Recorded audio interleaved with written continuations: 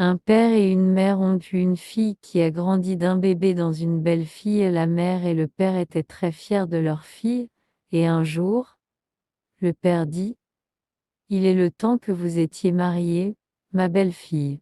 Et il en a été convenu que la mère et le père se rendraient à la prochaine village pour prendre des arrangements avec la famille du garçon qu'elle épouserait. Quand ses parents étaient absents, l'honnête fille a commencé à rêver à ce que sa vie allait être comme avec son nouveau mari. Et puis elle a commencé à rêver de ce que ce serait comme d'avoir des enfants, et puis elle a commencé à rêver à ce que ses enfants seraient appelés. Elle a décidé qu'elle aurait 4 enfants, 3 garçons et une fille. Elle les appelait Mulak, Jahan, Desh et Ludi.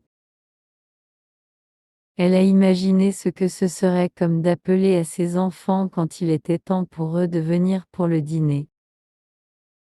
La jeune fille était tellement absorbée dans sa belle rêverie qu'elle grimpa sur le toit de ses parents de la maison et a appelé Mulak, Jahan, Desh Ludi, et comme la jeune fille honnête appelait ses noms, les gens de le village tout arrêtaient ce qu'ils faisaient et se tourna vers la maison où la jeune fille honnête vivait avec ses parents. Puis, un par un, ils ont commencé à courir vers la maison parce qu'ils pensaient que la jeune fille était en difficulté. Vous voyez, en punjabi, les noms et mulak ont signifié également peuple, et le nom Desh signifie terre. Bien que Ludi est un nom on pourrait donner à une fille, il peut aussi signifier je suis être attaqué. Et donc vous pouvez comprendre pourquoi tous les villageois ont commencé à courir vers la maison où la jeune fille a été honnête debout sur le toit appelle des noms de ses enfants imaginaires. Les villageois avaient peur que la jeune fille honnête était attaquée. Mais encore plus étrange, à ce moment il y avait en effet un groupe de voleurs qui tentaient de se faufiler dans la maison où la jeune fille honnête vécut. Le gang de voleurs destiné à voler tout ce qu'ils pourraient obtenir leurs mains sûres parce qu'ils avaient entendu que la mère et le père étaient partis dans le village voisin et la jeune fille était tout seule dans la maison. Mais quand les voleurs ont remarqué que tous les gens du village ont été approchant de la maison, ils ont pris peur et se sont enfuis dans les bois environnants de ne jamais être revus. Comme les villageois sont arrivés à la maison, ils ont appelé à la jeune fille honnête: Quel est le problème, mon enfant? Qui vous attaquez?